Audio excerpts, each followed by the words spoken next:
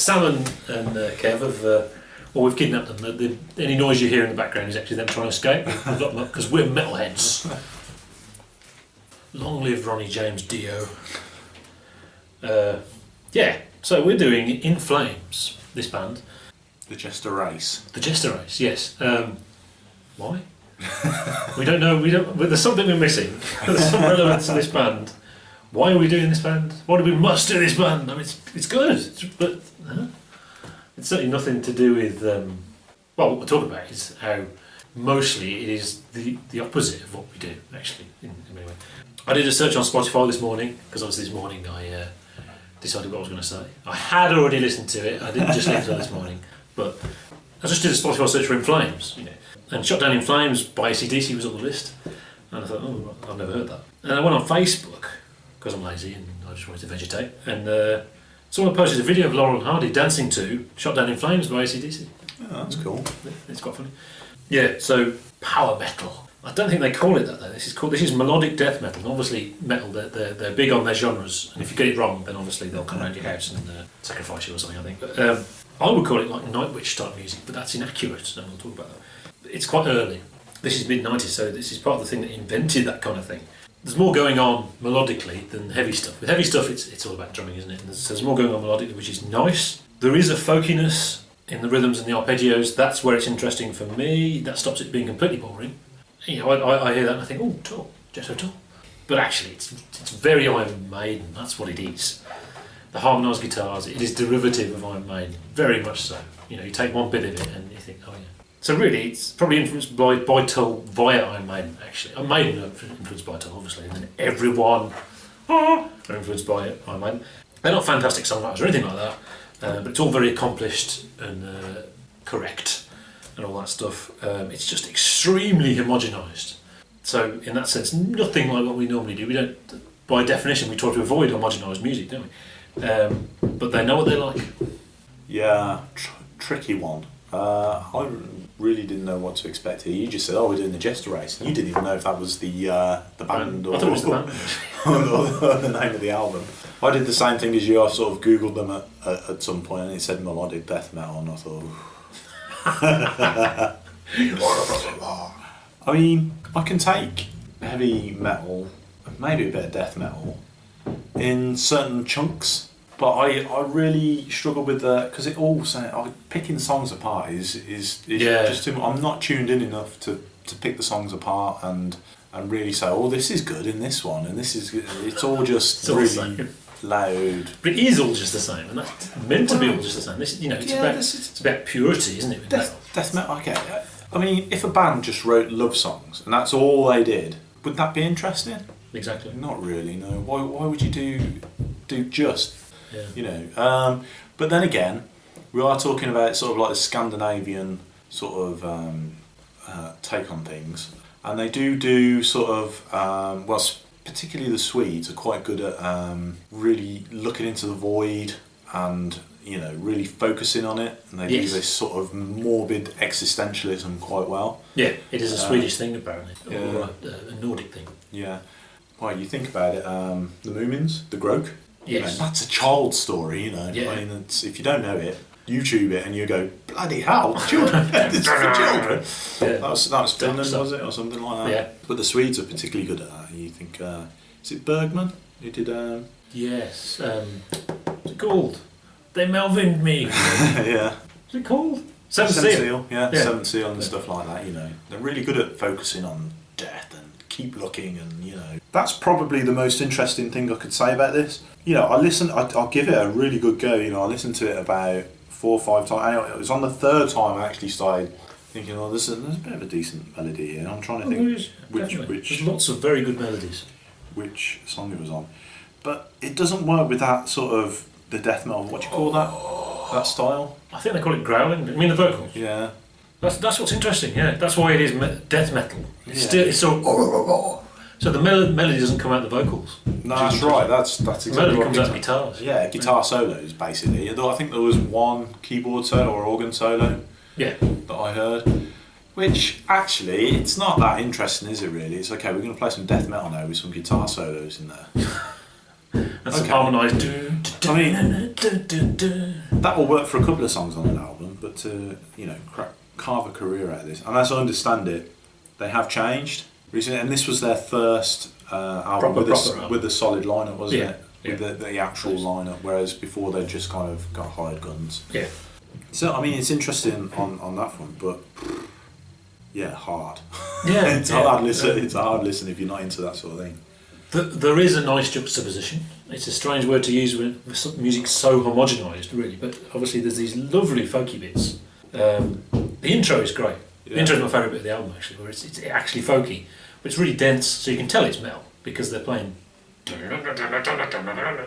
And then the same thing, they play the same thing, but with distorted guitars. So that's a metal thing, isn't it? You play it quite a bit and a low bit because that's what Black Sabbath did. But to name individual tracks, I say it sounds all the same. We don't understand, man. No, it is all the same. It's meant to be all the same. It's about purity. Metal is a purist thing, and that's where, as a young man, I like metal, but that was where it separated from what I wanted. I don't want it to all sound the same. I want different stuff. I want one song to be this, and I get bored. Ian Anderson said, "It's music for people to get bored to." Music for people who get bored very easily is prog, isn't it? Because you need something different. Oh, now it's folk, now it's this, which is, to a lot of people, is obnoxious. And this, I mean, again, we've talked about the Curse of the 90s album being excessively long. This suffers from that as well. It is long. You sort of... Is it? I found it... It didn't feel that long. I mean, there's only 10... Remember, there's only 10 songs and there's bonus tracks. I'll probably listen to the bonus. The last track is actually the C64. Yeah, which is great. Yeah, and we approve of that, don't we? Yeah. C64 version. It's the best bit on the album. But yeah, you listen to Priapisme. That's what that reminded me of. Priapisme, much better than this. Oh yeah. And that's heavy, and I can listen to that. But obviously, that's more proggy, I suppose. We had a strange comment on the Mr. Bungle California review. I think generally the Mr. Bungle fans don't like us, or are a bit, because we're coming from a different perspective. They don't like it being called prog, and because they're from the 90s, they like whatever they like. But because we liked the first album so much, and then we really liked the second album, and the third album was like, that's good, but we've heard it now. There was a sort of angry, drunken late night one, and then after that he said, well, okay, I was drunk. And I was also drunken comments. Yeah, they're excellent. The point with Priapisme is that they can do that because they're so accomplished. This is very accomplished, but not that accomplished. So they couldn't go that far. We don't know whether they'd want to or not, and that's an interesting thing to talk about.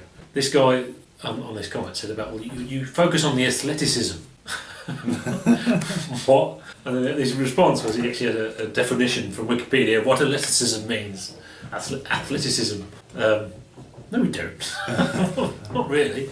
But obviously, obviously, musical skill means you have a wider palette. It doesn't mean they use it. And obviously, the problem with people who've spent their lives training officially at a conservatory tend to be incredibly boring because they know too much. That's true. But at the same time, the more you can play, the more you can play. Is a thing, isn't it? And I hear on here, this is they're at the limits of their Also, I mean, you look at Priapisme doing a live performance, and there are some on YouTube, and it doesn't get up to the album standard. Yeah. Whereas this, they can play this live. Yeah, they're just playing it, and they can play it exactly right every time on the dot, which is kind of boring. I'd rather if they're pushed and challenged and can't quite do it is an exciting thing. You know, it can go wrong, but it can't go wrong. It's never going to go wrong. They just practice doing that. The vocals are amusingly low in the mix, which is quite funny. They're really, you don't realise it, but they're really low in the mix because they don't matter. It doesn't matter. It's just and it's whatever that is. That's great, but it's just not that important, and that's why people don't like death metal. They think it's ridiculous because the first thing you listen to is the vocals. You listen for a melody in the vocals, and it goes, you know, Napalm Death or something. The vocals are irrelevant. You know, it's all about the drumming with proper death metal and grindcore and all that stuff. But obviously, it is about the drumming and the guitars. So there's melody, and so there is more of it than death metal. But there's probably not so much going on in the drumming as, you know, something really, really amazing like Meshuggah or something. So yeah, Gothenburg. It's called Gothenburg because that's where these people are from. It was just a place concerts are played. At the Gates, they're another band. Also Carcass, really good band. And I think they picked up on this thing happening in Sweden and went in a more melodic direction. Carcass are very good. Carcass are the band in, is it Ace Ventura? Yeah, when he goes into the... Yeah, and there's a bloke spinning his hair.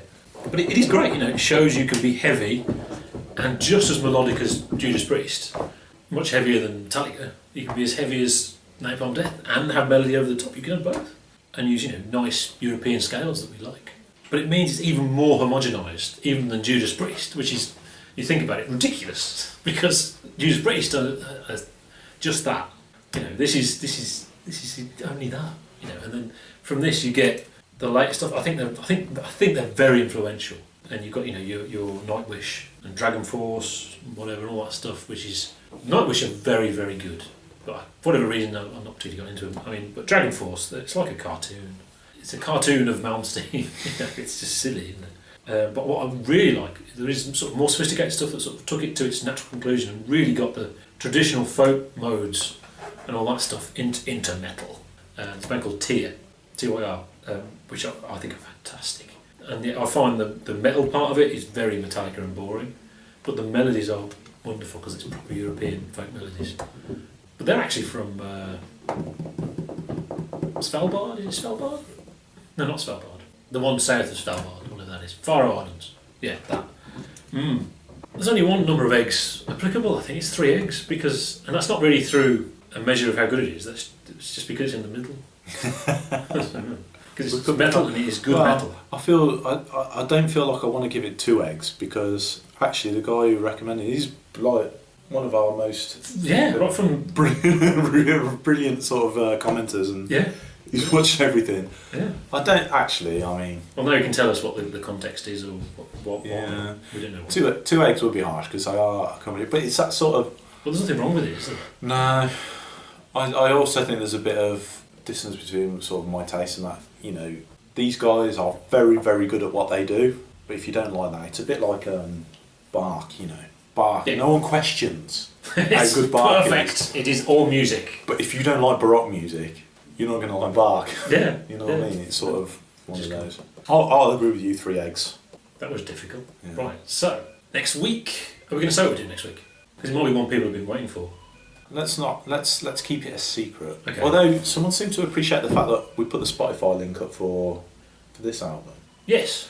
Maybe we could do that. I don't know. Is it worth doing that? Okay, we're going to do. Yeah. Okay. Should we do an announcement of a blog post? Yes. So people actually read it. Yes, there will be a blog post. We have an announcement.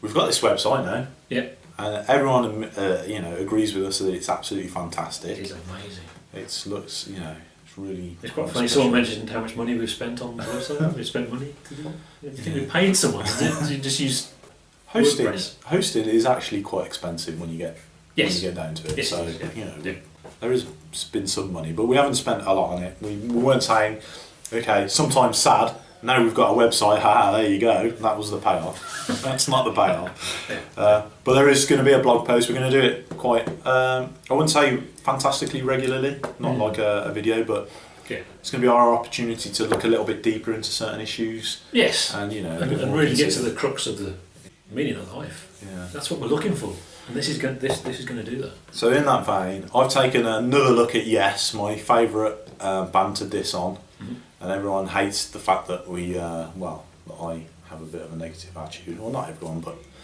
there are some definite Yes fans who don't appreciate that. Yeah. I've had a look at it. I've really, really tried. I've listened to Close to the Edge about 50 million times. Really? Yeah, I've listened to it a lot. I'm telling you. Goodness, and the blog post is there, so have a read. Let us know what you think. Leave some comments on it. And it is up now, isn't it? So by the time you see this, it is up. So that's good. And Kev's going to do a reply for it next week. Sort of a few. What would we say? Not retorts, but not a rebuttal, because that would suggest that. No, just my take. Yeah. Yeah. Kev's take. Yeah. So there we go. Have a look at that, please. And yes. Right.